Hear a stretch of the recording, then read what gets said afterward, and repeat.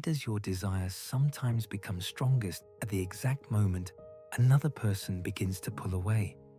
Why can someone be kind, available, emotionally clear, and genuinely interested in you, yet you feel uncertain, restless, or strangely unmoved?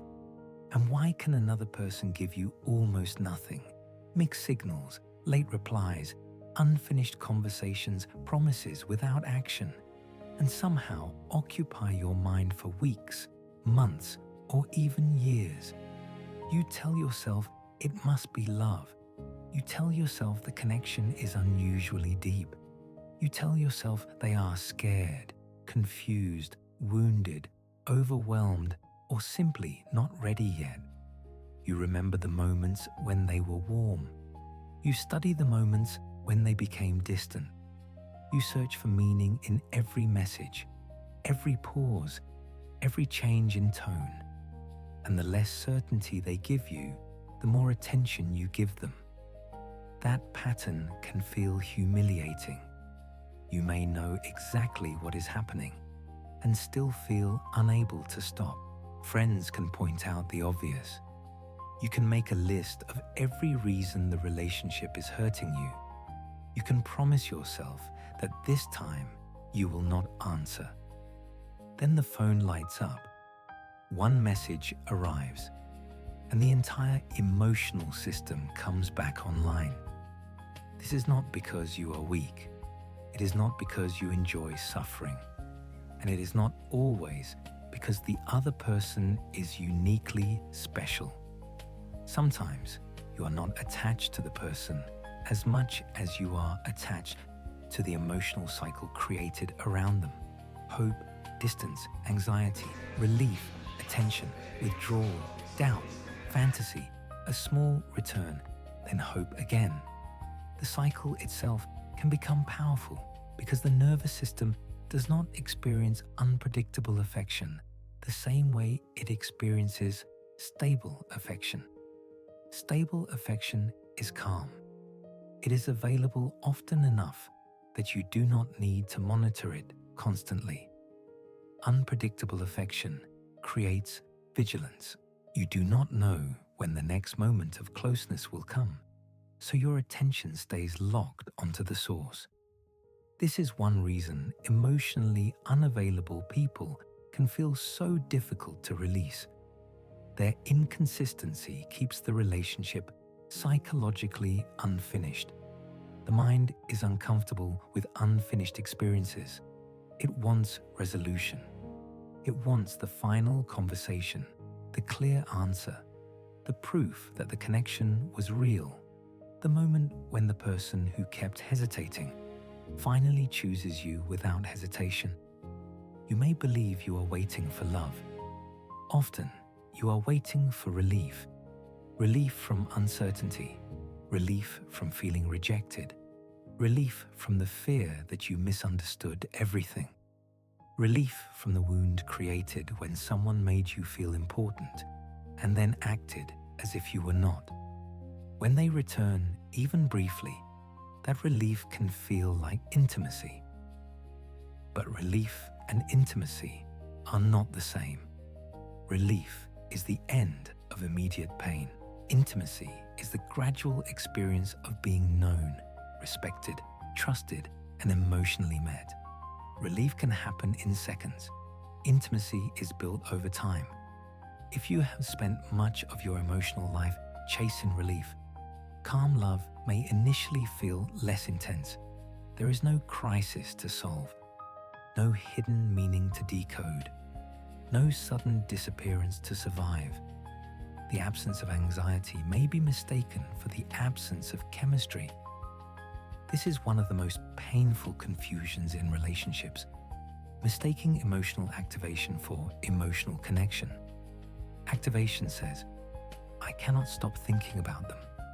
Connection asks, can I be myself with them? Activation says, I need to know where I stand. Connection asks, is there enough honesty here that I do not have to guess all the time? Activation says, I feel alive when they return. Connection asks, Do I feel safe enough to remain alive when nothing dramatic is happening? A person can activate your deepest wounds without being capable of loving you well. In fact, the intensity may come partly from how closely they touch those wounds. This does not mean the attraction is fake. Your feelings are real. The longing is real. The pain is real. But real feelings do not always provide accurate information about compatibility. Feelings tell you that something important has been activated. They do not always tell you what that thing is. Sometimes, the thing that feels like destiny is familiarity. You recognize the emotional atmosphere before you recognize the person. The waiting, the uncertainty, the need to earn warmth, the fear that asking for too much will push them away, the belief that if you remain patient, understanding, attractive, useful, calm, or undemanding, love will eventually become secure. For some people, this pattern begins early. A child does not need to experience obvious abuse to learn that love is inconsistent. Emotional unpredictability can be subtle. A parent may be affectionate when relaxed, but unavailable when stressed. A caregiver may provide practical support while struggling to respond to emotion. A child may receive praise for being independent and quiet, but feel ignored when frightened, angry, or needy. The family may love the child deeply, yet still communicate that certain feelings are inconvenient. Children adapt to the relationships they depend on. They do not say, "My caregiver has limited emotional capacity." They are more likely to conclude, "I must find the right way to be loved. Maybe I should need less. Maybe I should perform better. Maybe I should stay close and watch carefully. Maybe I should become useful. Maybe I should not upset anyone. Maybe I should accept small amounts of affection because asking for more risks losing everything." These adaptations can follow you into adulthood.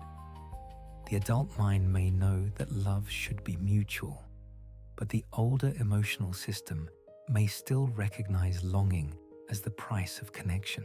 Then you meet someone who is warm enough to create hope and distant enough to create pursuit.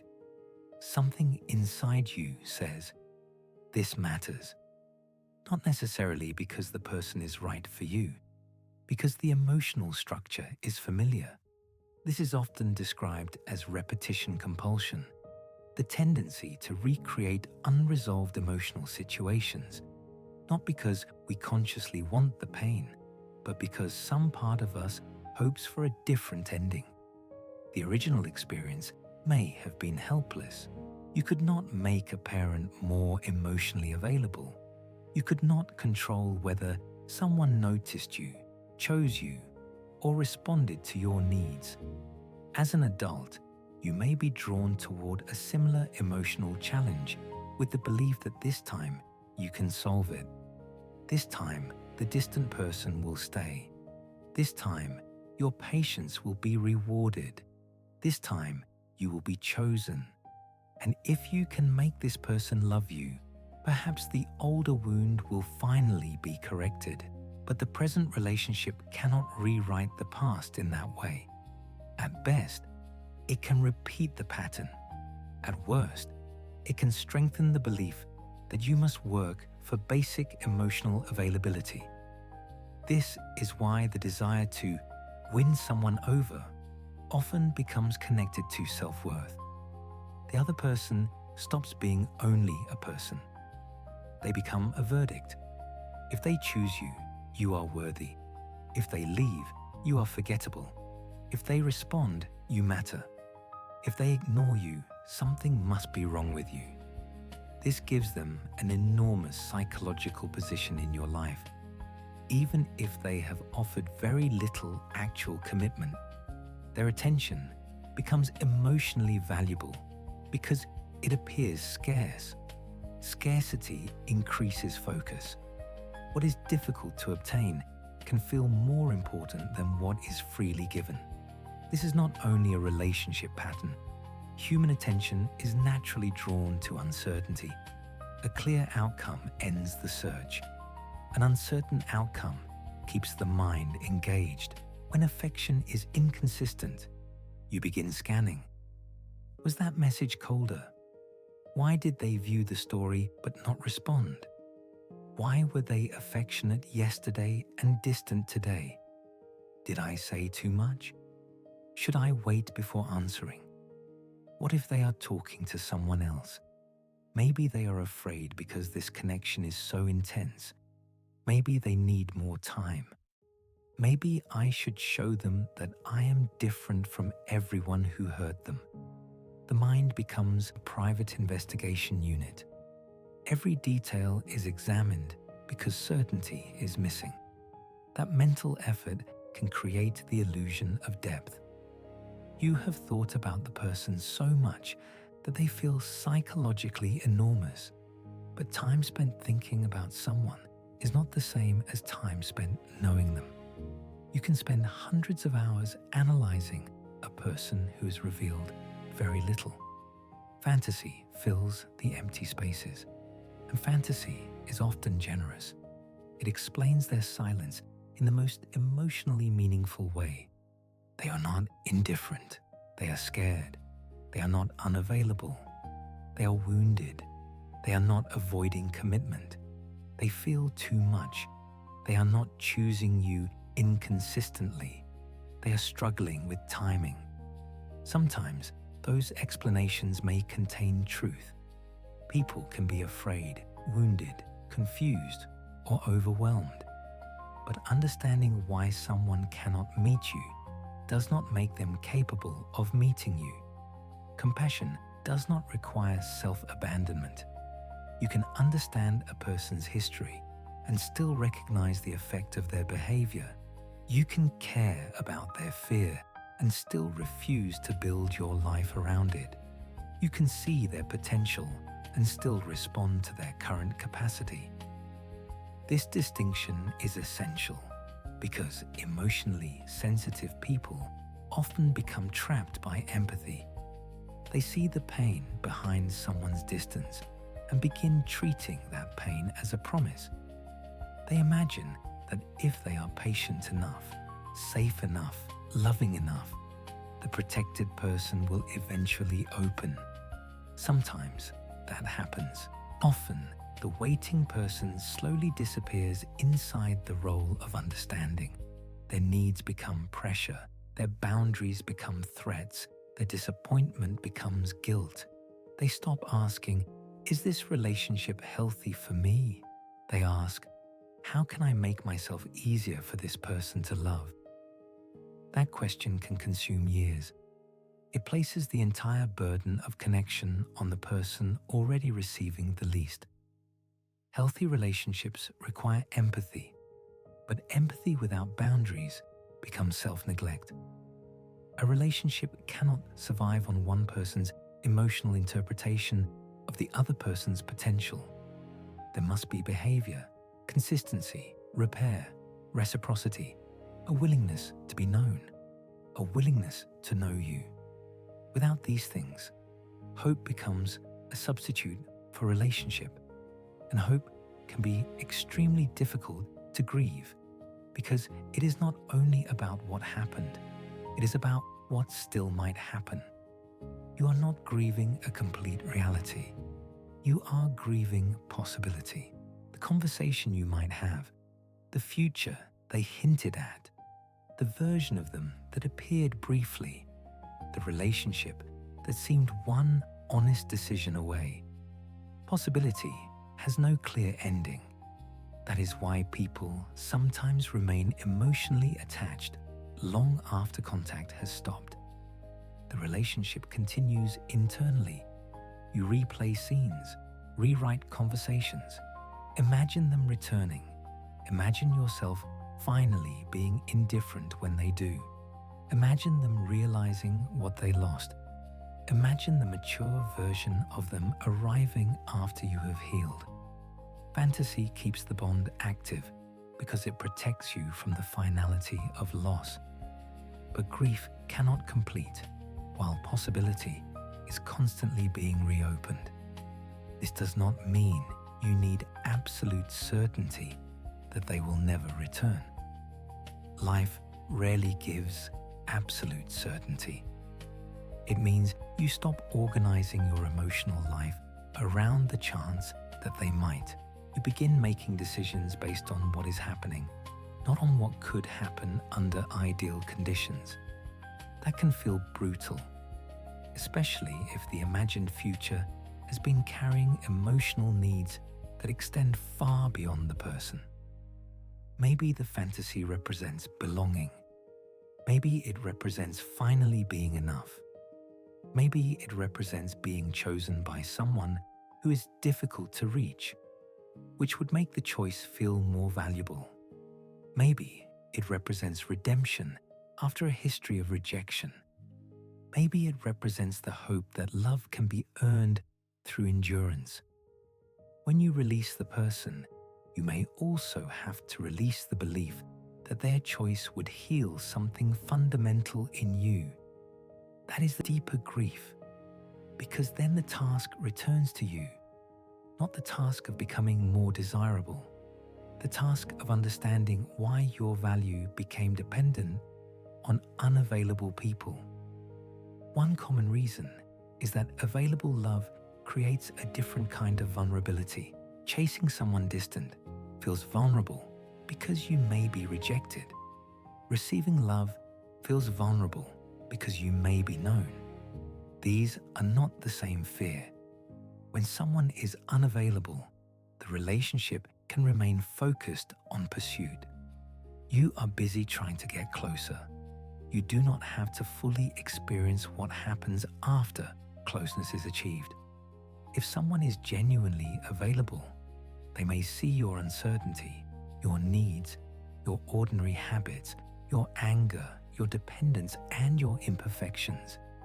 They may ask what you want. They may expect you to communicate clearly. They may offer consistency, which means you can no longer hide inside confusion. For some people, being chosen is more frightening than chasing. Chasing allows you to idealize yourself as devoted, patient, and capable of deep love. Being chosen requires you to participate. You must tolerate mutuality. You must let another person affect you. You must risk disappointing them. You must discover whether you actually want the real relationship, not just the victory of being wanted. This is why some people lose interest when an unavailable person finally becomes available. The goal was not always closeness. The goal was the end of rejection. Once the rejection ends, the emotional intensity drops. Now the person is no longer a challenge. They are a human being. You may begin noticing incompatibilities that were invisible during pursuit. You may feel trapped. You may create distance. You may become the unavailable one. This can be confusing, but it reveals something important. Desire is shaped not only by the qualities of the person, but by the emotional position they occupy. Distance can make someone appear larger. Availability makes them real. Real people are limited. They have habits, needs, boundaries, boring days, conflicting preferences, and imperfect timing. Fantasy does not. Fantasy can become exactly what your unmet needs require. The unavailable person becomes a screen onto which you project possibility. Their silence leaves room for your imagination. Their inconsistency allows you to focus on their best moments. Their distance prevents the ordinary disappointments of real intimacy. You may believe you are deeply attached to who they are. Sometimes you are attached to who you can imagine them becoming. This is why reality testing matters. Ask yourself, what has this person consistently shown me? Not what did they say once at 2 in the morning. Not what did they promise during an emotional moment. Not what could they become after healing. What is the repeated pattern? Do they move toward difficult conversations or away from them? Do they take responsibility when their behavior hurts you? Do their words and actions match often enough to create trust? Do you feel increasingly known or increasingly confused? Can your needs exist without being treated as pressure? Do they make space for the relationship in their real life? Love is not proven only by intensity. It is proven by capacity. A person may feel strongly and still lack the capacity for a healthy relationship. They may care about you and still be unable to offer consistency. They may miss you and still avoid commitment. They may be attracted to you and still behave in ways that damage trust. This is difficult because many people are taught to evaluate love by feeling alone. But relationships are lived through behavior. Feeling without responsibility can create beautiful moments and painful lives. The question is not only, do they have feelings for me? The question is, what do they do with those feelings? Can they communicate? Can they remain present when closeness becomes uncomfortable? Can they make choices? Can they tolerate your separate reality? Can they repair after conflict? Can they offer care without disappearing the moment care requires effort? A mature relationship does not require perfect emotional availability. Nobody is available at all times. People become tired, stressed, afraid, distracted, and defensive. The difference is whether unavailability is a temporary state inside a basically reciprocal relationship or the central structure of the relationship itself. In a healthy bond, distance can be discussed. In an unhealthy pattern, distance controls everything. You keep adapting to it.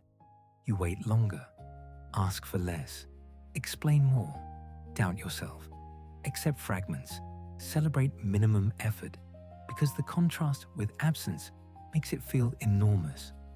This can gradually lower your standards without you realizing it. At the beginning, you wanted a relationship. Later, you are grateful for a reply. At the beginning, you wanted honesty. Later, you are relieved when they offer an excuse. At the beginning, you wanted to feel chosen. Later, you are trying to prove that you are not demanding. This is how intermittent reinforcement changes perception. When care is rare, small amounts feel disproportionately valuable. A warm message after days of silence can create more emotional impact than regular care from someone else. The nervous system responds to the change. Pain decreases, hope rises, you experience relief. That relief can be mistaken for proof of love. Then, when the warmth disappears again, the craving becomes stronger. This resembles other reward cycles built on unpredictability. The outcome is not guaranteed, so attention remains engaged. You may feel that because the attachment is powerful, the connection must be profound. But powerful attachment can be produced by instability. Intensity is evidence of activation, not necessarily of safety, compatibility, or mutual love. Understanding this intellectually may not immediately change the feeling. The body can remain attached to a pattern the mind has already rejected. That is why leaving often involves withdrawal-like experiences. You check the phone automatically. You feel restless at the usual time they contacted you. You remember the best moments and temporarily forget the worst. You want to reach out not because anything has changed, but because discomfort has increased. The mind proposes contact as medicine for the pain contact helped create. If you do reach out and they respond, the pain falls. the brain learns again. This person is the source of relief. This is why no contact periods can feel difficult, not because they are always the only correct solution, but because they remove the usual method of emotional regulation. You are left with the anxiety, sadness, loneliness, anger, and shame that the cycle repeatedly generated and relieved. At that point, you need more than willpower. You need replacement forms of regulation: people, routine, sleep, movement, writing, therapy, distance from digital triggers, a clear record of what actually happened. Compassion for the part of you that wants immediate relief. It can help to write 2 lists. One list contains the moments you miss, the warmth, the chemistry, the private jokes, the feeling of being seen, the possibility. The other list contains the complete pattern, the waiting, the uncertainty, the broken agreements, the emotional labor, the nights you could not sleep, the way you became smaller, the things you accepted because you were afraid to lose them. This is not about turning the person into a villain. It is about remembering the whole experience. Longing edits memory. It creates a highlight reel. Healing requires the full film. The full film may show that there were beautiful moments. It may also show that beauty was not enough to create stability. Both can be true. You do not need to invalidate the connection in order to leave the pattern. You can say, "It mattered to me, and it was not good for me." You can say, "They were not entirely bad, and they could not meet me." You can say, "I loved them, and I was abandoning myself." Emotional maturity allows mixed truth. Without mixed truth, you may feel pressured to choose between idealization and hatred. When you idealize, you return. When you hate, you remain connected through anger. The goal is not emotional emptiness. The goal is reality. Reality is often quieter than obsession. It says the person had qualities you valued. They also had limitations that shaped the relationship. You had genuine feelings. You also had old wounds involved. The connection brought pleasure. It also activated fear. There were moments of closeness. There was not enough consistency. Nothing has to be turned into destiny or deception. Sometimes, 2 people create a strong bond that cannot become a healthy partnership. That is sad. It is also survivable. One of the hardest parts of this pattern is the shame that follows. You may feel embarrassed that you tolerated so little. You may judge yourself for returning. You may think, "I should have known better." Perhaps you did know better. Knowing and being able to act are different psychological capacities. A person can understand a pattern while still being emotionally organized around it. Shame does not create freedom. Shame makes you more likely to seek relief. If you attack yourself for being attached, the emotional pain increases. The unavailable person may once again become the fastest source of comfort. Compassion interrupts that cycle. Compassion says, "Of course this is difficult. Something in me associated this person with hope, relief, worth, and belonging." Compassion does not say, "Go back."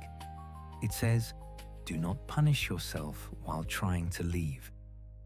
This matters because your relationship with yourself becomes the emotional environment in which every other relationship occurs. If your inner voice is dismissive, inconsistent, and cruel, unavailable people may feel familiar, not only because of childhood, but because they resemble the way you currently treat yourself. You ignore your needs until they become desperate. You promise yourself change and then abandon the promise.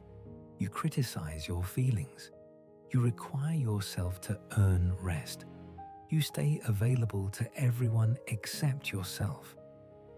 Then a distant partner does something similar, and the pattern fits.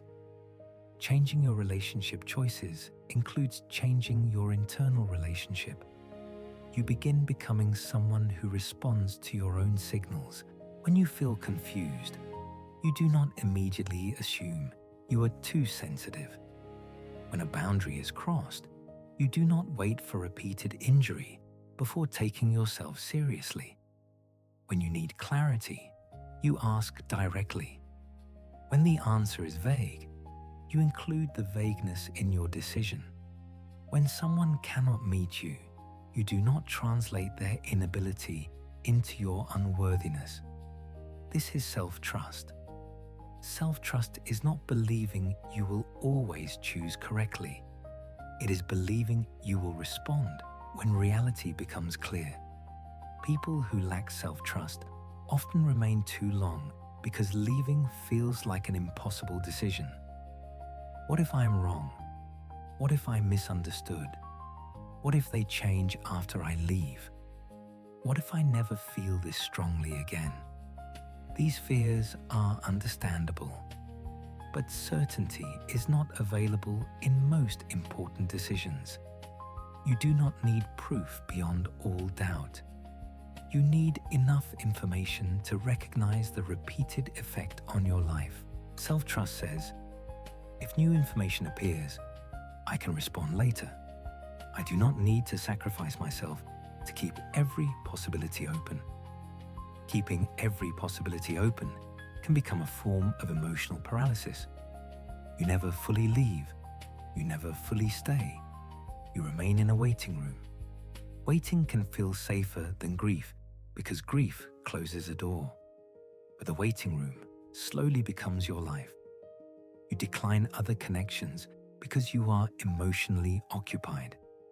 You compare available people to an idealized, unavailable person. You remain psychologically loyal to someone who has not chosen a shared reality with you. You call it patience. Sometimes it is fear of completion.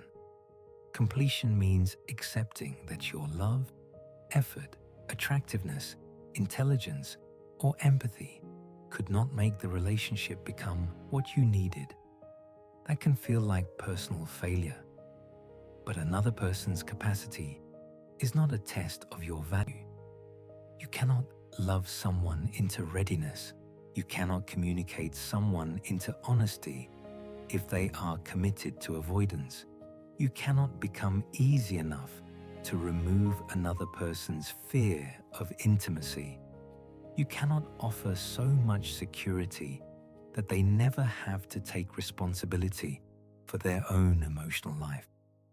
Love can support change. It cannot replace the person's participation in change. This is where boundaries become an act of respect, not punishment, not manipulation, not a strategy to make them chase you. A boundary says, this is what I can participate in without losing myself. A boundary is not, you must become available. A boundary is, if this remains unavailable, I will step back. A boundary does not control their decision, it clarifies yours. Many people struggle with this because they learn to use boundaries as threats only after resentment becomes unbearable. They tolerate too much, then announce a dramatic limit, hoping the other person will finally understand. When the other person changes briefly, the boundary disappears. This teaches both people that the boundary was negotiable. Real boundaries are often quiet. They may not produce a dramatic conversation. They are visible through consistent action. You stop having relationship-level intimacy with someone who refuses relationship-level responsibility. You stop providing unlimited access to someone who appears only when lonely. You stop explaining the same need to a person who understands the words but does not change the behavior. You stop treating potential as a commitment. This can feel cold if you are used to proving love through endurance. But endurance is not always love. Sometimes endurance is fear. Fear that leaving makes you disloyal. Fear that choosing yourself makes you selfish. Fear that your needs are too much.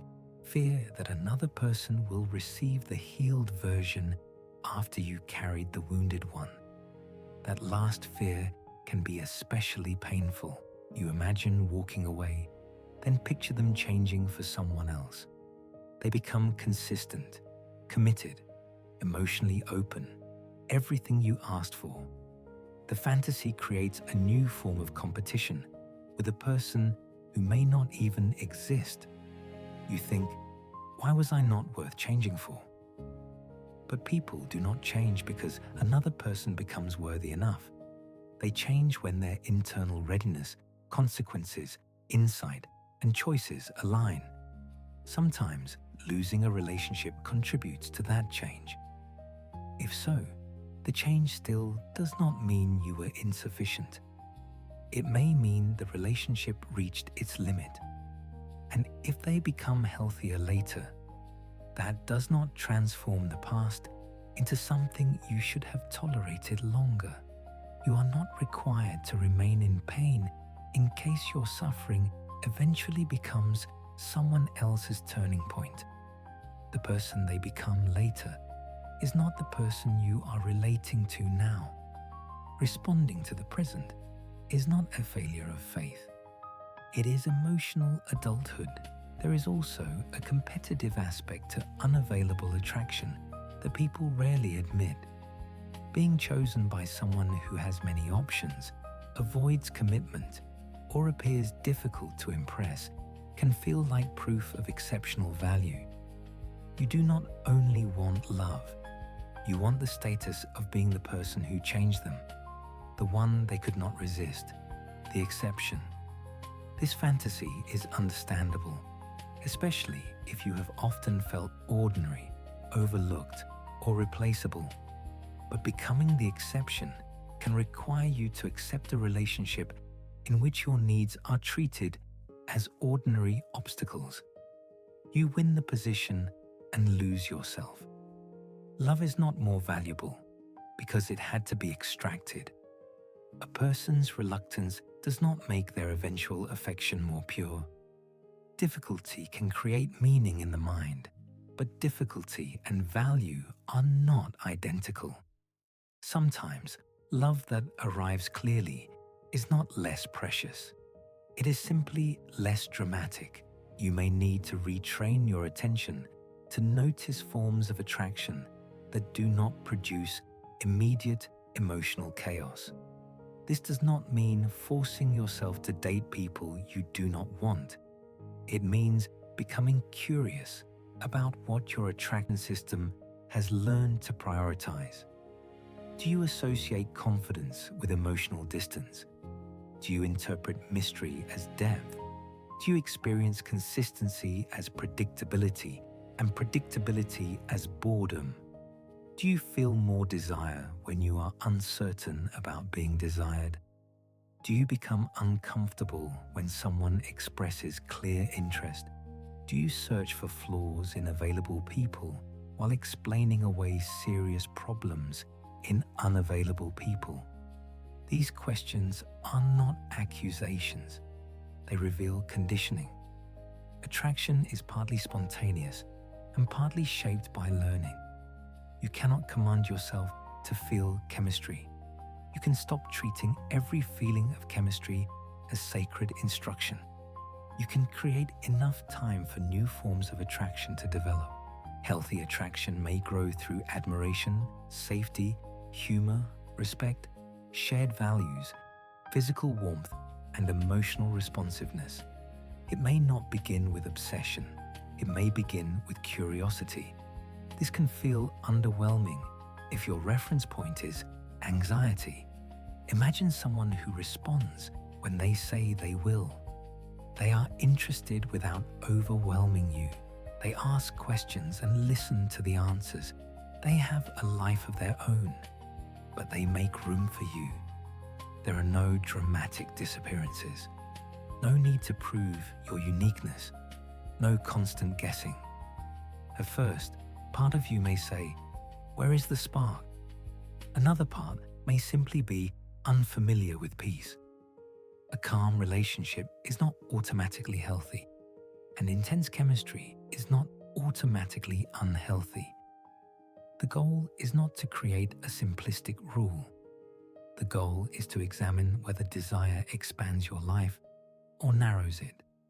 Does the connection allow you to remain connected to friends, work, sleep, creativity, and self-respect? Or does it turn your entire emotional world toward one person's next move? Do you become more honest, or more strategic, more alive, or more vigilant, more yourself, or more focused on becoming what they might choose? Love can challenge you. It should not require the continuous disappearance of your reality. If you consistently feel anxious, that does not automatically mean the partner is wrong. Your history can create anxiety even with a safe person, but the response to anxiety matters. A safe partner does not have to remove all fear. They can participate in clarity. They do not punish you for asking reasonable questions. They do not use your vulnerability as leverage. They do not create uncertainty and then blame you for reacting to it. They may set boundaries. They may need space. They may disagree. But the relationship can hold a conversation. This is an important difference between attachment anxiety and accurate perception.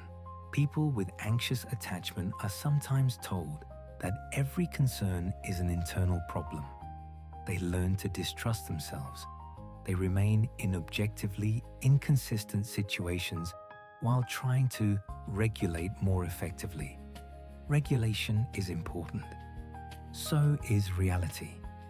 You can have an anxious attachment pattern and still be responding to genuine unavailability. You can work on your fears while also expecting reciprocal behavior. Healing is not becoming so self-sufficient that nothing another person does affects you. That is emotional isolation disguised as strength. Healing is becoming able to distinguish your history from the present without erasing either. You ask, what belongs to my past? What is actually happening now? What can I soothe within myself? What needs to be addressed between us? What is this person willing and able to address? This is a more mature process than simply labeling yourself anxious or labeling the other person avoidant. Attachment styles are tendencies, not permanent identities. People behave differently in different relationships and under different stress. Labels can create insight. They can also become excuses. "I am avoidant" does not excuse disappearing without communication. "I am anxious" does not justify controlling another person.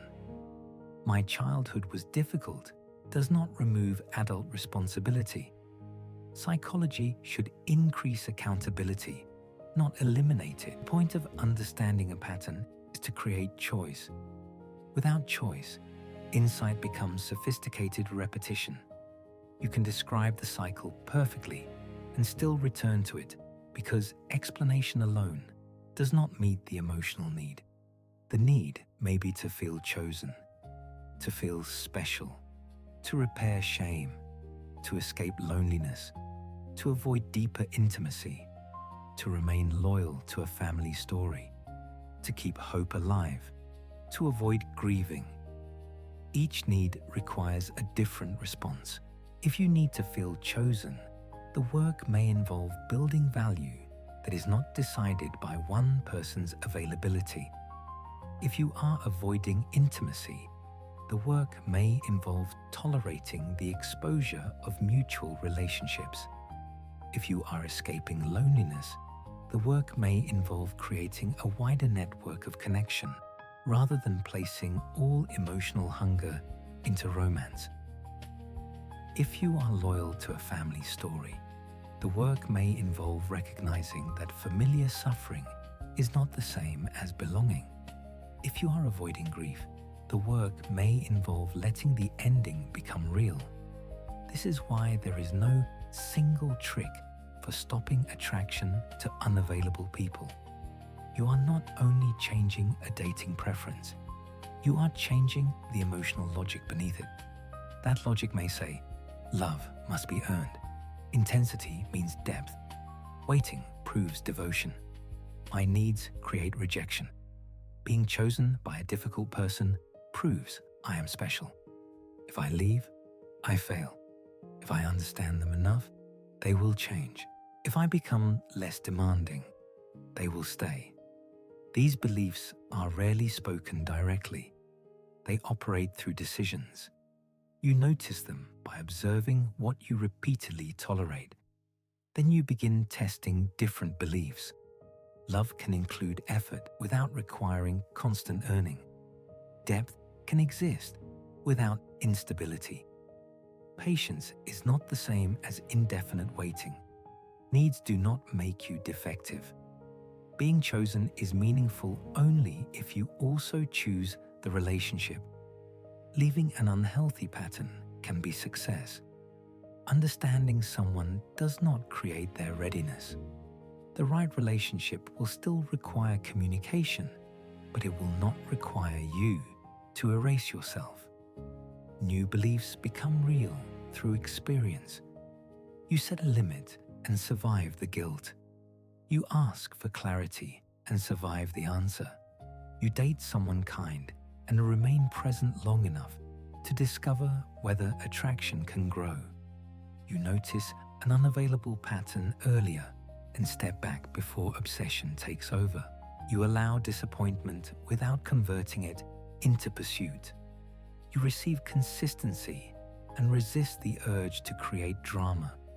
You make room for a life that is emotionally larger than romance. These experiences teach the nervous system something new.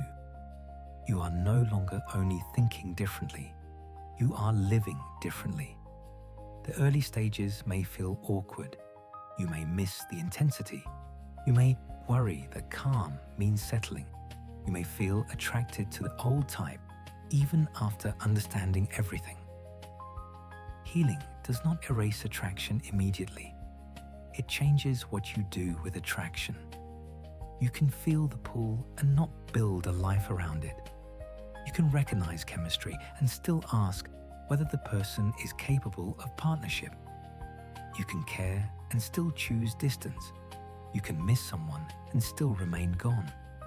This is emotional freedom, not the absence of feeling, the presence of choice. Many people wait to leave until they no longer care. That day may never come. You may care for a long time. You may think about them on important dates. A song may bring the memory back. You may wonder what would have happened if timing were different. None of that means the decision was wrong. Grief is not evidence that you should return. Missing someone is not a relationship plan. Feelings can be honored without being obeyed. The same is true when the person returns. Unavailable people often return when pressure decreases, loneliness rises, another relationship ends, or they sense that access is disappearing. The return can feel like proof that the connection was real. Perhaps it was real. The more important question is whether the pattern is different. Have they named what happened? Have they taken responsibility without turning the conversation toward their own discomfort? Have they changed behavior over enough time to create evidence? Are they asking for another chance or simply another moment of connection? Are they offering commitment or emotional access? Do not confuse return with repair. Return is contact. Repair requires accountability, change behavior, patience with your caution, and respect for the consequences of what happened. A person can miss you and still be unable to love you well. They can feel regret and still lack capacity. They can say the perfect words because they are uncomfortable with losing you. What matters is whether the relationship becomes more real, not merely more emotional. This may require you to tolerate disappointing them.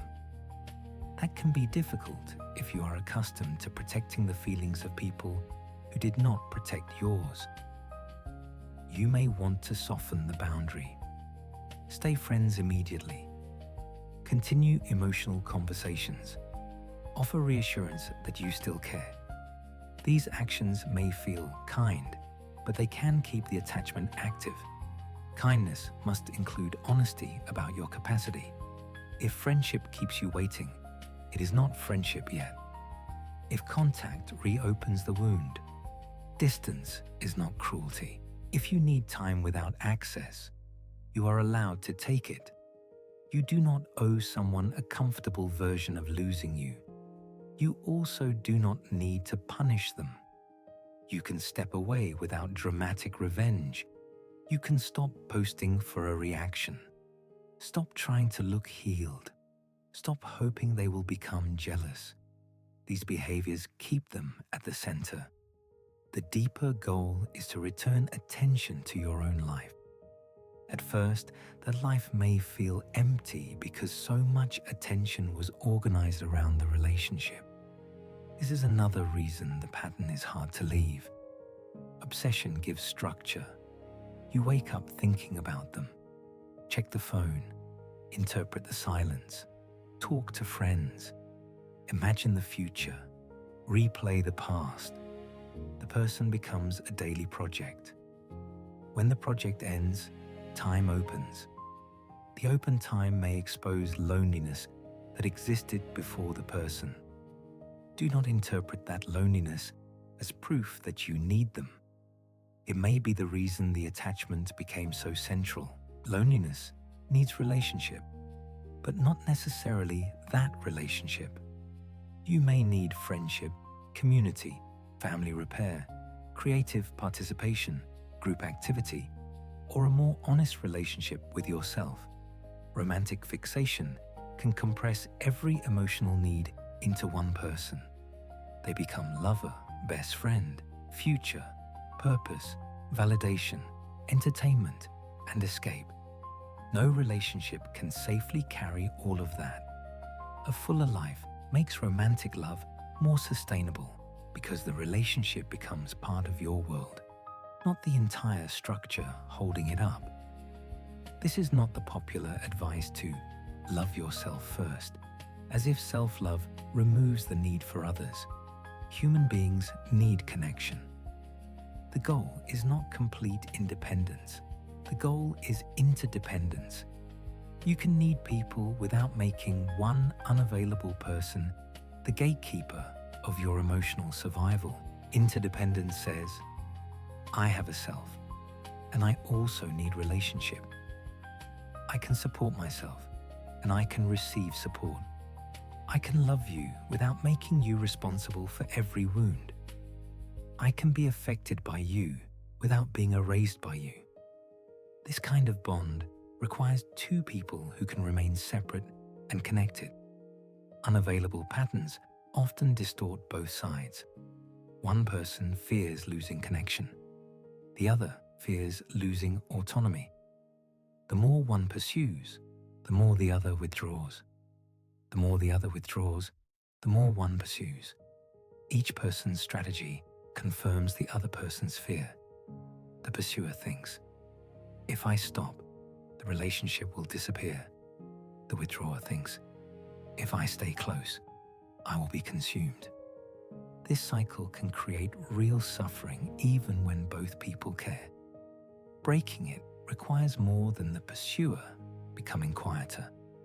Both people must recognize the cycle and take responsibility for their side. The pursuer learns to regulate, communicate directly, and stop using escalation to create closeness. The withdrawer learns to communicate before disappearing, tolerate emotional contact, and stop using distance as the only form of safety. If only one person works, the cycle may become less dramatic but remain unequal. You cannot create mutuality alone. This truth protects you from turning psychological knowledge into another way to overfunction. You read about attachment, learn perfect communication, choose careful words, give space, avoid pressure, regulate every reaction. Meanwhile, the other person continues deciding when the relationship exists. That is not healing. That is becoming more skilled at tolerating imbalance. Your growth should not make you easier to neglect. It should make neglect easier to recognize. It should help you ask clearly, listen to the answer, and act with self-respect. Self-respect is often misunderstood as pride. It is not refusing to care. It is refusing to repeatedly betray your own reality in order to preserve access to someone. Self-respect can be tender. It can say, I understand why you are afraid. I also understand what this is doing to me. It can say, I care about you and I cannot continue in this form. It can say, your uncertainty is real, but it cannot become my permanent environment. It can say, I will not argue you into choosing me. That last sentence is powerful. You do not want a relationship created through exhaustion, fear, guilt, or persuasion. You want a person who can make a decision and participate in it. Mutual love is not one person presenting a case for their value while the other remains the judge. Both people choose. Both people risk. Both people contribute. This does not mean equal effort every day. Life is uneven. One person may carry more during illness, grief, work stress, or family crisis. Reciprocity is measured across time, not every moment, but there is a shared commitment to the relationship. You are not continuously auditioning. You are not asking for permission to exist. You are not grateful for basic decency as if it were extraordinary. When you have lived in unavailable patterns, healthy reciprocity can feel emotionally quiet. You may need to learn to notice its beauty. Someone remembers what matters to you. They follow through. They apologize without making you comfort them. They can hear no without withdrawing love. They tell you when they need space and when they will reconnect. They show interest in your inner world. They let conflict change behavior. They make plans that include you. These actions may not create the same dramatic rush as a midnight message after 2 weeks of silence, but they create something the rush cannot. Trust. Trust is built from repeated experiences in which reality is safe enough to believe. You know where you stand, not because every future outcome is guaranteed, but because communication is reliable enough that you do not have to invent the relationship alone. That is a form of peace many people claim to want, while unconsciously pursuing the opposite. Do not shame yourself for that contradiction. Your nervous system learned from experience. It can learn again. The process begins with attention. Notice when desire increases after distance. Notice when you become more interested because someone becomes less available. Notice when a clear yes makes you search for reasons to leave. Notice when you romanticize confusion. Notice when you begin performing instead of relating. Then pause before action. Not forever, just long enough to ask, what is being activated? Is this attraction, fear, competition, scarcity, a need for validation, a familiar wound, a real incompatibility with the available person? You do not need to distrust all desire. You need to become curious about its ingredients. Curiosity creates space. In that space, you can make a choice that includes both feeling and reality. The modern dating environment can make this work harder. Dating apps create an atmosphere of endless possibility. There is always another profile, another conversation, another match, another person who might be slightly more attractive, more exciting, more compatible, or more impressive. This abundance can produce scarcity inside the individual. People become afraid to choose because choosing closes alternatives. They want intimacy without losing optionality. They want the emotional benefits of connection without the vulnerability of commitment. So relationships remain undefined. Two people act close enough to activate attachment, but avoid the language that would create responsibility. They spend nights together, share private fears, talk every day, become jealous, rely on each other emotionally. Yet one person says, "I do not want labels." The lack of a label is presented as freedom. Often, it means one person receives relationship-level access while protecting themselves from relationship-level accountability. The ambiguity may continue because the other person fears that asking for clarity will destroy the connection. So they try to become unforgettable before asking to be chosen. They offer more affection, more patience, more flexibility, more sexual access, more emotional labor. They hope the accumulation of closeness will eventually make commitment inevitable. But unspoken agreements do not become mutual simply because they continue for a long time. Time can deepen attachment without increasing clarity. This is why situationships can be more painful than some official breakups. There was enough intimacy to create loss, but not enough definition to validate the grief. You may feel that you are mourning something you were never allowed to call a relationship. Friends may say, "But you were not together." Your nervous system does not care about the label. It remembers the contact, anticipation, physical closeness, routines, promises, and emotional dependence. The grief is real. At the same time, the absence of commitment is also real. Holding both truths protects you from two extremes. You do not need to minimize what you felt. You also do not need to turn the connection into more than it consistently was. Social media adds another layer. In the past, distance often created actual absence. Today, someone can disappear from your life while remaining visible every day. You see their face, their location, their music, their friends, who follows them, what they liked, whether they watched your story. This creates the illusion of continued contact without any of the safety of a relationship. You receive fragments of their life without context.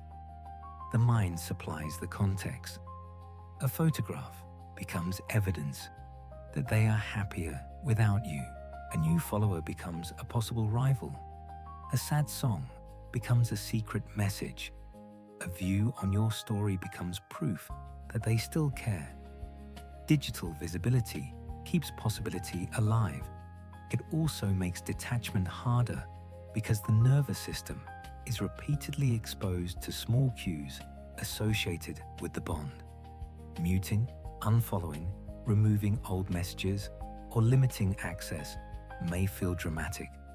Sometimes it is simply environmental care. You are not proving that you are over them. You are reducing triggers while your system learns a different rhythm. The person may interpret your distance however they choose. Your responsibility is not to make healing look polite from the outside. Your responsibility is to create conditions in which healing can actually happen. Another modern pattern is the almost relationship built largely through messages. The emotional connection becomes intense before real life has had time to test it. You exchange long texts late at night, reveal childhood wounds, describe future dreams, send songs and photographs. The mind begins building a relationship faster than the shared life develops. Text can create intimacy, but it can also create projection. People have time to choose words, control timing, and present the parts of themselves that fit the story. You may feel deeply known while still having little information about how the person handles inconvenience, conflict, responsibility, boredom, or compromise. A connection can feel emotionally profound and remain behaviorally untested. This is why pacing matters. Not because you must become guarded or cynical, because time reveals capacity. Anyone can be attentive for a few intense days. Consistency asks whether attention survives ordinary life. Anyone can describe themselves as honest. Conflict reveals what happens when honesty carries a cost. Anyone can say they want commitment. Time reveals whether their choices make room for it. You do not need to interrogate every new person. You need to observe without rushing to complete the story. Let people show you who they are at the speed reality requires. Another form of unavailability appears in people who are physically present but emotionally absent. They may remain in the relationship. They may be loyal in the conventional sense. They may share a home, routines, and responsibilities, but emotional contact is limited. Difficult feelings are avoided. Affection becomes mechanical. Conversations stay practical. You feel lonely beside someone who technically never left. This form can be harder to recognize because there is no obvious disappearance. The relationship exists on paper. The absence is internal. You may spend years trying to create closeness through better timing, softer language, more patience, more sex, fewer needs, or greater achievement. You may think, if I become happier, they will open. But emotional availability requires willingness from both people. You cannot produce another person's participation through perfect behavior. The absence may come from depression, trauma, stress, shame, conflict avoidance, resentment, or limited emotional skills.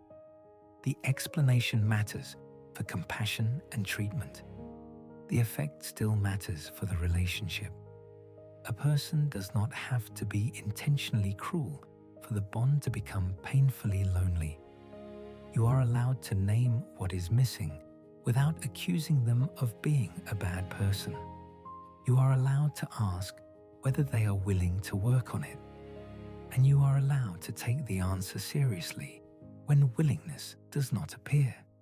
Sometimes the unavailable person is unavailable because they belong to someone else. They are married, committed, emotionally involved elsewhere, or still deeply attached to a former partner. The barrier creates intensity because the relationship is protected from ordinary reality. You meet in limited spaces. Time feels precious. Conversations feel concentrated.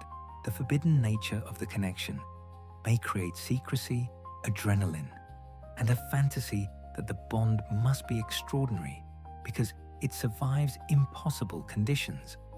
But restricted relationships often allow both people to avoid full exposure. There is always a reason the real relationship cannot begin yet. A divorce, a move, a family situation, a period of confusion. You remain attached to the future while receiving fragments in the present. The question is not whether the feelings are real. The question is whether a shared, ethical, available life is actually being built. Promises that depend indefinitely on another person changing their entire life are not the same as a plan. You deserve to know whether you are participating in reality or protecting a fantasy from reality. long-distance relationships can contain a similar risk. Although distance itself does not make a relationship unavailable, many long-distance couples build strong, honest bonds. The important questions are whether there is consistency, transparency, mutual effort, and a credible path toward shared life. Without a path, distance can become a permanent shelter from intimacy. You remain emotionally bonded while avoiding the ordinary tests of partnership. The future is discussed, but never organized. Visits are intense. Departures renew longing. The relationship survives through anticipation rather than integration. Again, the issue is not the form, it is the pattern. Does reality gradually become more shared? Or does the relationship remain meaningful precisely because it never has to become ordinary? Emotionally unavailable people are not one type. Some are charming and inconsistent. Some are shy and frightened. Some are honest that they cannot commit. Some offer promises they cannot sustain. Some use intimacy to regulate loneliness and then retreat when closeness creates responsibility. Some genuinely care and repeatedly fail. Some are manipulative. Some are simply incompatible with what you need. The label matters less than the lived effect. You do not need to diagnose them. You need to notice what happens to you in the relationship. Do you sleep? Can you concentrate? Do you feel respected? Are you able to speak honestly? Does the bond support your dignity? Are you becoming more stable over time, even through normal conflict? Or are you living in repeated uncertainty with occasional relief? These questions return you to your own experience. That is important because people attracted to unavailable partners often become experts on the other person. They can explain their childhood, attachment style, work stress, former relationships, fears, and hidden tenderness. Ask them about their own internal state, and the answer may be less clear. What do you feel when they disappear? What do you need? What are you angry about? What have you been pretending not to know? Where does your body tighten? What are you afraid would happen if you stopped waiting? The attention needs to come home. Not because the other person never mattered, because you matter inside your own story. You may discover resentment beneath devotion. Resentment often appears when we repeatedly give what we are afraid to ask for directly. You offer endless understanding, hoping they will eventually understand you. You remain available, hoping they will become available. You accept uncertainty, hoping they will reward your patience with certainty. The gift contains an unspoken contract. When the contract is not honored, resentment grows. This does not make your generosity fake. It means your need entered indirectly because direct expression felt dangerous. A healthier relationship with need involves saying what you want before overgiving becomes a strategy. You may hear no. That no can save you years. Directness does not guarantee the outcome you want. It prevents you from building an entire emotional life around an agreement that never existed. There is dignity in knowing the truth earlier. There is also dignity in recognizing when the answer is being communicated through behavior. Not every person will give a clear speech. Some answers arrive as repeated postponement, as silence, as inconsistency, as refusal to discuss the future, as affection that appears only under conditions they control. You do not need verbal rejection when behavior has already defined the relationship. This is where many people become trapped by technicalities. They never said they did not want me. Perhaps not. Did they build a relationship with you? They said they were trying. What changed across time? They said they love me. How is that love lived? Words matter. Behavior gives words their weight. Perhaps you still choose the person, but you choose with open eyes. Perhaps you decide the chemistry is strong and the capacity is low. Perhaps you ask a direct question. Perhaps you stop supplying explanations for someone who has supplied no commitment. Perhaps you allow an available connection more time. Perhaps you remain single for a while, not as punishment, but to hear your own patterns without another cycle drowning them out. This kind of single period is not waiting for the right person. It is learning to experience your life as complete enough that romance becomes a relationship, not a rescue mission. You may discover what you actually enjoy when you are not trying to become desirable. You may notice which friendships nourish you. You may learn the difference between solitude and abandonment. You may experience desire without immediately attaching it to a future. You may find that some of your loneliness comes from emotional isolation, not lack of romance. These discoveries make future relationships more honest. You bring a person, not an emergency. You still have needs, you still fear loss, you still want closeness. But you are less likely to hand the other person total authority over your identity. When rejection happens, it hurts. It does not become proof of global unworthiness. This is another essential skill, learning to experience rejection as information without turning it into identity. A person may not choose you because of timing, preference, capacity, attraction, values, fear, or circumstances. You may never know the complete reason. The mind hates this ambiguity and often selects the cruelest explanation. I was not attractive enough, interesting enough, calm enough, successful enough, easy enough. But rejection does not provide a complete evaluation of you.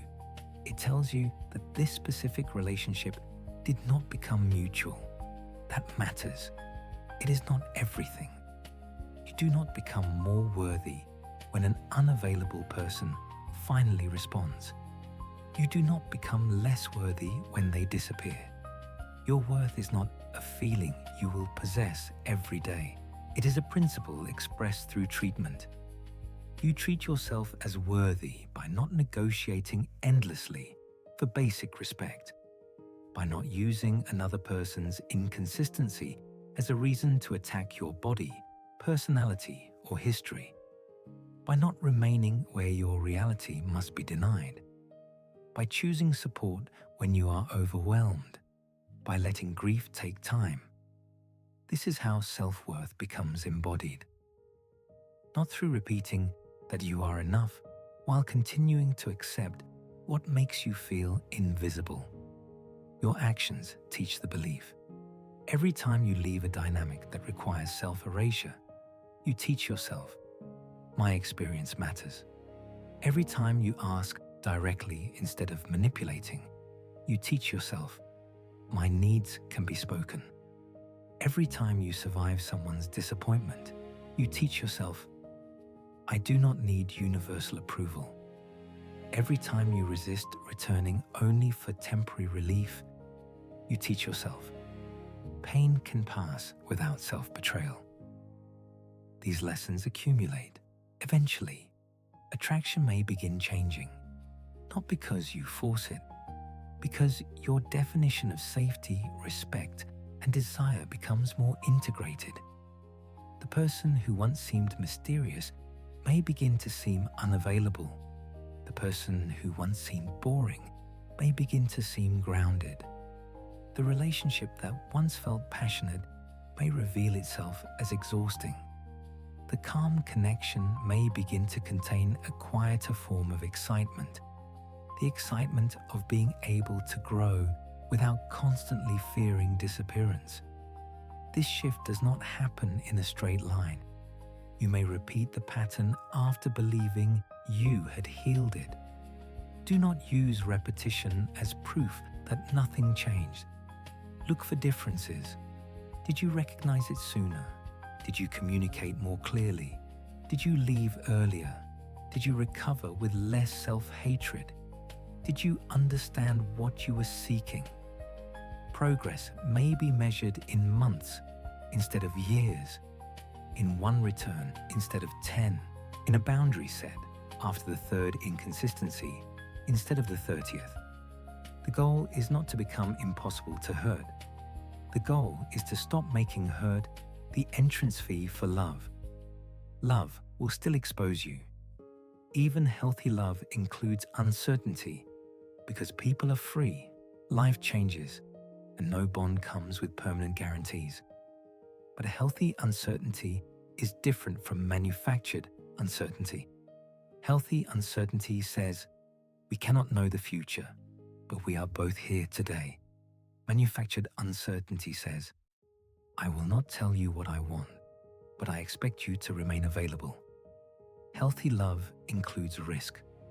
Unavailable love often includes chronic ambiguity without shared responsibility. You are allowed to prefer clarity. Clarity does not make love less romantic. It makes intimacy possible. You can still experience mystery in another person's inner world. People remain complex, even when commitment is clear.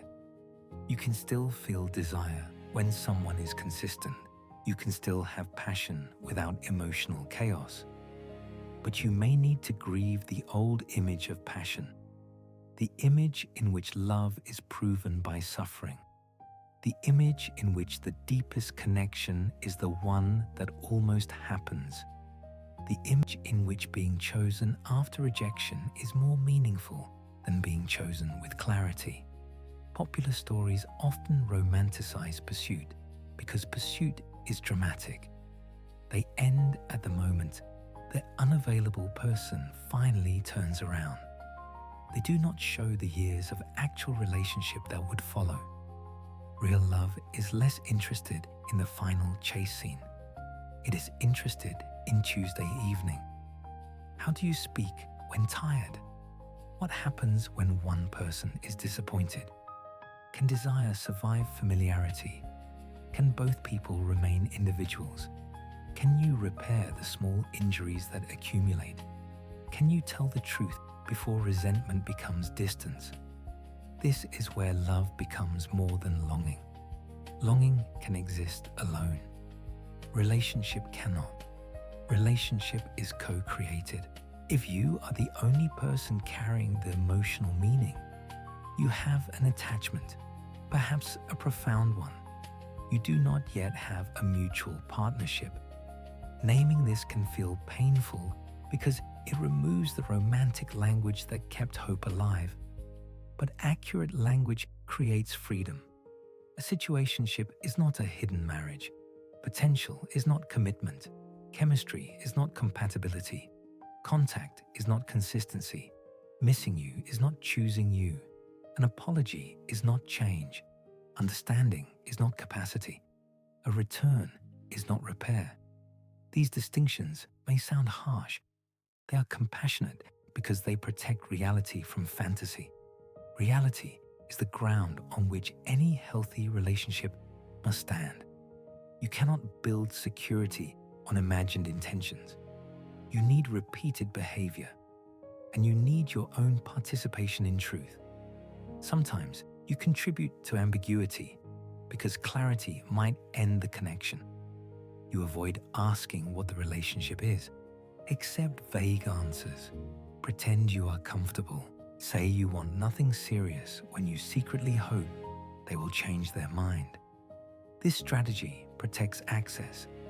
It also prevents consent to the actual relationship because your behavior communicates agreement with something your heart is resisting. Honesty may cost the connection. Dishonesty costs you, not because you must reveal every feeling immediately. Pacing matters. But eventually, if the relationship is emotionally significant, You need to represent yourself accurately. I am looking for a committed relationship. I care about you, and this level of uncertainty is not working for me. I am not asking you to promise a future. I am asking whether you are willing to build one. The answer may be painful, but pain with clarity can heal. Pleasure with endless ambiguity often cannot. When someone says they are not ready, believe the information. Do not automatically turn it into a challenge. They may become ready later. You are not required to remain available until then. When someone says they cannot give you what you need, do not argue that your needs are smaller than they are. When someone says they do not know what they want after a long period of receiving the benefits of closeness, include the impact of that uncertainty in your choice. People are allowed to be confused. You are allowed not to build your life inside their confusion. This is not punishment. It is differentiation. Their emotional state belongs to them. Your decision belongs to you. Differentiation is the ability to remain connected without losing the boundary between two realities. You can care about what they feel without adopting it as your command. You can hear that commitment scares them without making it your job to remove all fear. You can understand their need for space without accepting indefinite disappearance. You can want them and still choose yourself. That final phrase is often misunderstood. Choosing yourself does not mean choosing comfort over every relationship. Relationships require compromise. Choosing yourself means you remain present in the compromise. Your needs, values, body, time, and dignity are included. You do not repeatedly volunteer your disappearance as proof of love. The people who are accustomed to your overgiving may call this selfish. They experienced your lack of boundaries as generosity.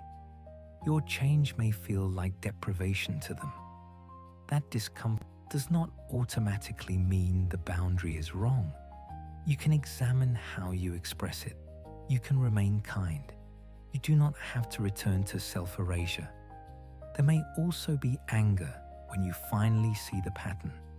Anger at the other person, anger at yourself, anger at the years, anger at how little you accepted. Anger can be healthy when it restores a violated boundary. It says, "This mattered." Use it as information and energy. Do not let it become the new attachment. Revenge fantasies keep you oriented toward the person. The goal is not to make them understand your value through your absence. The goal is to live according to your value, whether they understand or not. That is a deeper freedom. You stop performing your healing for them. You stop measuring progress by whether they regret losing you. You stop imagining the speech that will finally make them see. You begin asking a quieter question. What kind of relationship allows me to remain honest, open, and alive? The answer may be different from the relationship that creates the strongest immediate craving. A nourishing relationship may ask you to tolerate steadiness, to speak before crisis, to receive care, to let someone love you while you are ordinary. That can be deeply vulnerable. If you are valued mainly for achievement, beauty, usefulness, strength, or emotional labor, ordinary love may feel unbelievable. You may test it, withdraw, create conflict, search for evidence that it will disappear. This does not make you incapable of healthy love. It means secure connection may activate grief for everything you did not receive before. Kindness can make people cry for reasons that have little to do with the present moment. It shows the body what was missing. Do not rush to label that discomfort as lack of attraction. Stay curious. Does the relationship feel dead or unfamiliar? Are you bored or no longer anxious? Are there genuine incompatibilities, or are you searching for an escape from being seen? You may still decide the person is not right. Availability alone does not create compatibility, but make the decision from reality, not from a nervous system that only recognizes desire when love is threatened. This is the work, not choosing the perfect person, learning to choose from a more integrated self, a self that can feel attraction and evaluate capacity, feel hope and see patterns, offer compassion and maintain boundaries, risk love without turning rejection into annihilation, receive love without needing to escape. There is no final state where relationships become easy. Even healthy people misunderstand each other. Fear returns. Old wounds appear. The difference is what happens next. Do you become curious or punitive? Do you communicate or manipulate? Do you repair or disappear? Do you take responsibility without carrying all responsibility? Do you remain connected to your own reality? The person who can meet you will not do everything perfectly. They will participate, and you will participate too. You will not have to chase them into every conversation. You will not have to become emotionally invisible to preserve peace. You will not have to guess whether the relationship exists. That may feel less like the love story you imagined. It may feel more like a life in which attraction is not constantly fighting anxiety, a life in which closeness and freedom can coexist, a life in which both people can say, "I'm here," and the words are supported by behavior. There are practical ways to begin moving toward that life. First, slow down the meaning you assign to early chemistry. You can enjoy attraction without immediately treating it as evidence of a rare connection. Let interest remain interest for a while. Notice what happens across weeks, not only during intense conversations. Observe how the person responds to ordinary limits. Do they respect your time? Do they become colder when you are not instantly available? Do they show curiosity about you, or mainly enjoy being desired by you? Do they make plans and keep them? Second, decide what you are actually looking for before attachment makes every compromise feel reasonable. You do not need a rigid checklist. You need a few honest principles.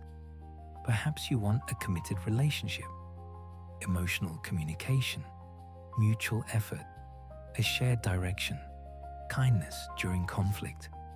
If those things matter, do not treat them as embarrassing needs once you like someone. Third, watch the gap between words and patterns. One inconsistency is not a character diagnosis. Everyone makes mistakes. A repeated gap is information. Do not let one beautiful conversation erase months of confusing behavior. Fourth, maintain the rest of your life while dating. Keep seeing friends. Keep sleeping. Keep doing work that matters. Keep your body moving. Keep plans that do not involve the person. This is not a strategy to appear less interested. It protects perspective. A relationship grows more clearly when it does not immediately become the entire emotional environment. Fifth, ask questions you are afraid to ask. Not on the first hour of the first date, but before you have invested months in assumptions. What are you looking for? How do you usually handle conflict? What did you learn from your last relationship?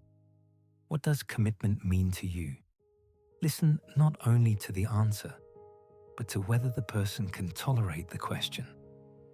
Sixth, notice how you feel after contact, not only during contact. Some people create intense pleasure in the moment and prolonged confusion afterward. Do you generally feel grounded, respected, and clear?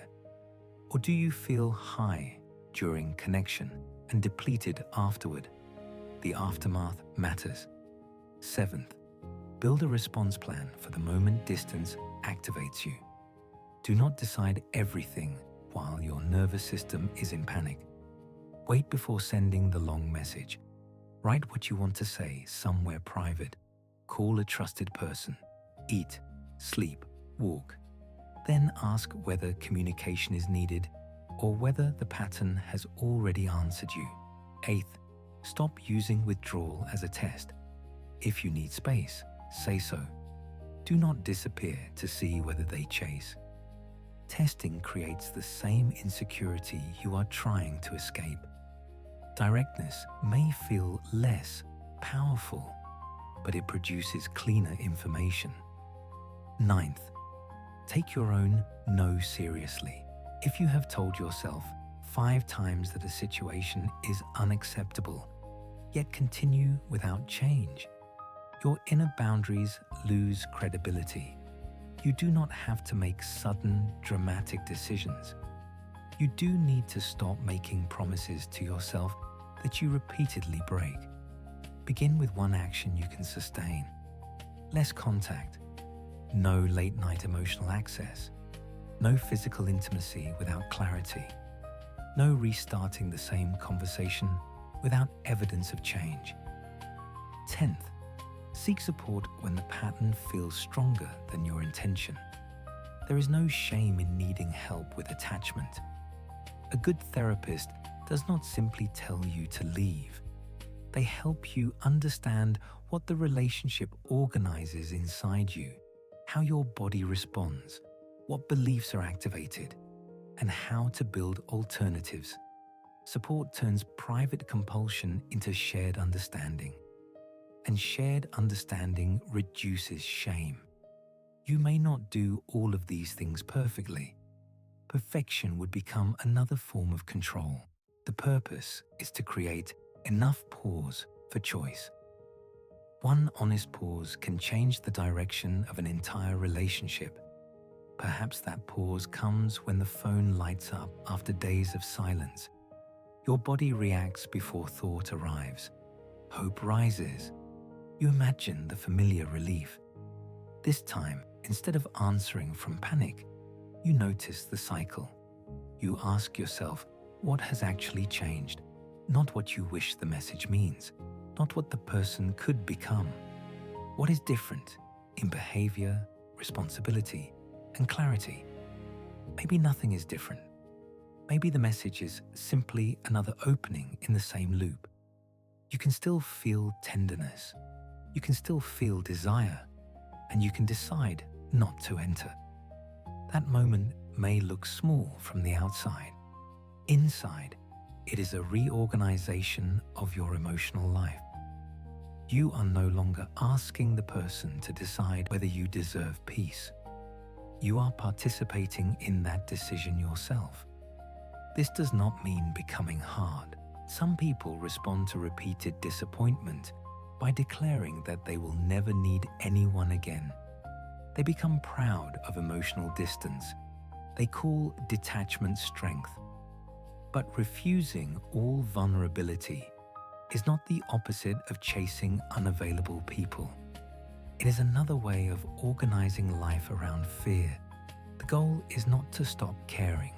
The goal is to care without disappearing, to desire without begging reality to become something else, to remain open without offering unlimited access, to recognize that love is not made deeper by your suffering.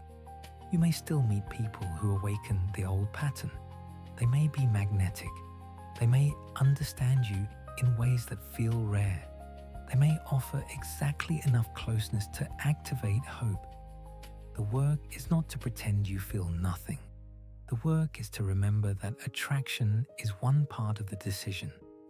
Capacity is another. Character is another. Timing is another. Shared values are another. How you are treated is another. A relationship requires the whole picture. You are not rejecting romance by asking for reality. You are creating the conditions in which romance can survive. Because love that lives only in fantasy never has to face ordinary life. It never has to divide responsibilities, repair conflict, tolerate boredom, support illness, survive disappointment, or make room for two complete people. Real love does. Real love is not always dramatic.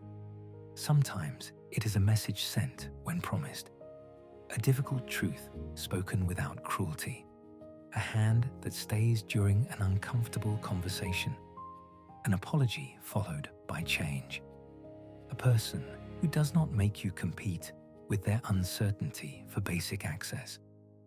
These things may not resemble the relationships that first taught you longing. That is precisely why they may feel unfamiliar. You are allowed to learn a new emotional language, a language in which consistency is not boring, in which clarity is not pressure, in which boundaries do not mean abandonment, in which love does not need to be rescued from the person offering it. So why do you only want people who do not want you? Perhaps you do not only want them. Perhaps you want the moment when rejection becomes acceptance, the moment when uncertainty becomes certainty, the moment when an old belief about your worth is finally disproven. That desire makes sense, but another person cannot permanently give you that moment. Even if they choose you, the deeper fear will eventually ask for more evidence. The work is not winning the verdict. It is leaving the courtroom. It is deciding that your humanity will no longer be placed on trial every time someone becomes distant. It is understanding that another person's choice can matter without becoming the definition of you. You may want them. You may love them. You may always hold some tenderness for what might have been. But you can also ask whether the relationship available to you is one you would consciously choose, not the imagined relationship, not the future relationship, not the relationship that appears during the best nights, the actual one, the one built from repeated days. If the answer is no, you are allowed to grieve and move. You are allowed to stop explaining yourself to someone who benefits from not understanding. You are allowed to let their uncertainty belong to them. You are allowed to believe that a love requiring your constant self-erasure is not the only love available. And when a different kind of relationship appears, you may need courage to recognize it. It may not create obsession. It may create room. Room to sleep, room to think, room to disagree, room to remain connected to friends, purpose, and self-respect. Room for desire that does not depend on fear. At first, that room may feel like an absence. Stay long enough to discover what can grow there. You do not need someone who never needs space. You need someone who can take space without making the relationship disappear. You do not need someone who never feels fear. You need someone willing to speak while afraid. You do not need perfect certainty. You need enough mutuality that uncertainty is carried together. You do not need to be chosen by everyone. You need to stop abandoning yourself for the people who cannot choose you. One day, love may no longer feel like waiting beside a locked door. It may feel like two people opening it from opposite sides. No chase, no audition, no one standing above the other with the power to decide whose feelings count. Just two imperfect people, present enough to meet. And perhaps that is the kind of love your old patterns never taught you to expect. Not the love that hurts most, the love that has somewhere real to go.